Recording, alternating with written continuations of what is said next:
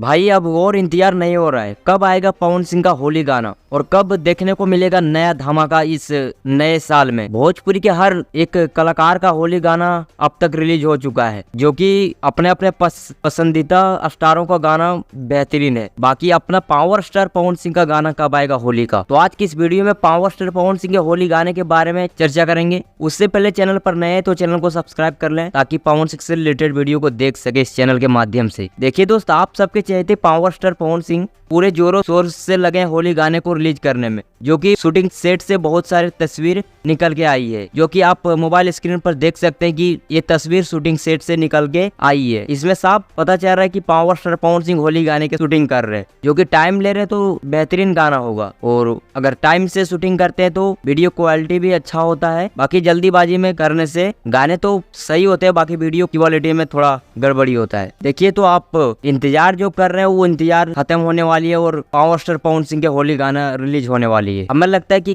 कल तक पोस्टर आ जाना चाहिए। आपको क्या लगता है कि कल तक पोस्टर आएगा या नहीं, हमें कमेंट में बताइए। और आप होली गाने को लेकर कितना उत्साहित हैं, पावर स्टार पवन सिंह के होली गाने को सुनने के लिए कितना आप इंतजार कर रहे हैं, आप अपना किराया कमेंट में बताइए। बाकी मैं मिलूंगा किसी और नए वीडियो में, तब तक के लिए जय हिंद, वंदे मातरम।